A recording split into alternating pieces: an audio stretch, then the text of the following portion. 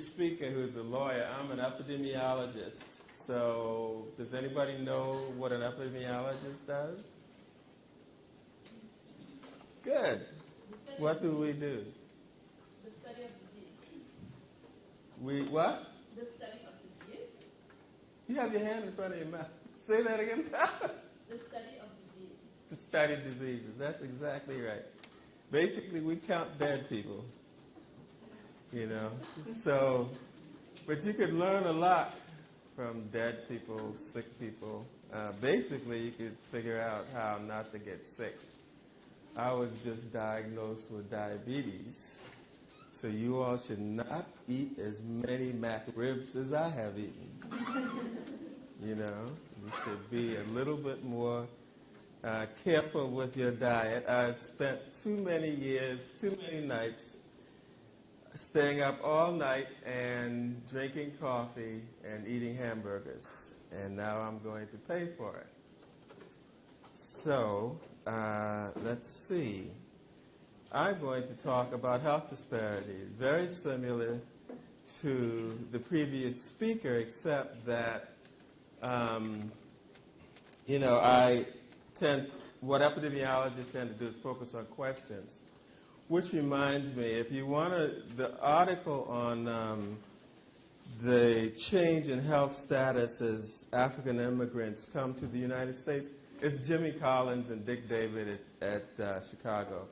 So you could just look up. It's a very good piece of work that they did. And it's actually James Collins, of course, and it's not Dick, it's Richard, so, but you know what I mean. Okay, so who discovered America? Does anybody know? Uh-huh. Very good. You know where I'm going with this, right? Okay. We are a country of people who tell lies all the time, you know, and so it confuses us. Why did the Puritans come to America? Does anybody know that? You know America, right? You've heard of this place? Yes? I know. What is the answer? That's right. And what freedom exactly did they want? Well, actually, one of the practices is to oppress people of all other religions. That's why they thought they were Puritans, you know. The thing is that there are too many students who never ask the next questions. The Puritans came to America for religious freedom, and only 1 in 1,000 students asked what religious freedom did they want. So what we look for, or what I look for, are a few good people who do something very strange in our academic system. What they do is they ask questions. You already know you can answer questions or you wouldn't be here in the room. That's not a big deal. Everybody can answer questions. You wouldn't be here. But the students who can ask unique questions, that's exceptional. That's exceptional. And so what we try to do is ask the question, why did this person die? And then there's a series of other questions that come after that. So I've had the pleasure of seeing a lot of dead, sick people in my life. But it's not that it's a bad thing. I mean, one of the things I've accepted now is my own death. And so now I've planned how to, if necessary, take my own life, which is an interesting process to go through. Because most of us think that we should live forever. And some of us get to a point in life where we know that's not going to happen. So let's approach these things in a more systematic way. Now, how many of you are pro-abortion and how many of you are anti-abortion? Raise your hand. How many are pro? Okay, how many are anti? Okay. Now, what's interesting, of course, is nobody is pro-abortion. No one is pro-abortion. No one gets pregnant for the joy of having an abortion. No one goes to medical school for 6 additional years for the joy of doing an abortion. Nobody is pro-abortion.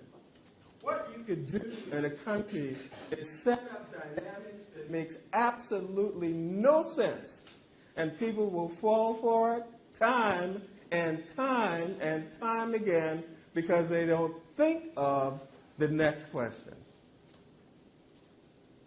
Now, people have to make choices, and people should have the freedom to make choices, but it's not that they are pro-abortion.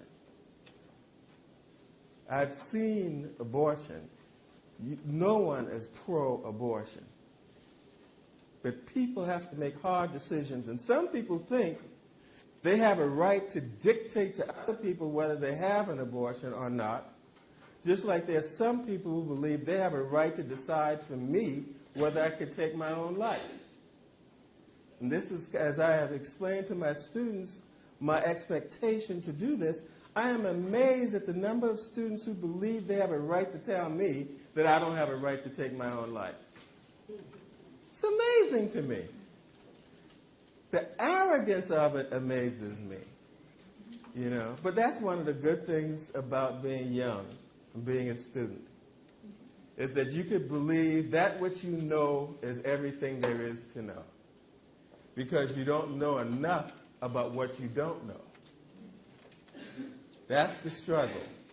You know a little bit, but the world of information is so large until you have to begin at a university to be able to describe or understand and appreciate that which you don't know. That's the really important thing, is to understand what it is you don't know. Because if you understand what you don't know, it tells you what you need to do in your life. So rather than trying to memorize stuff, thank you so much.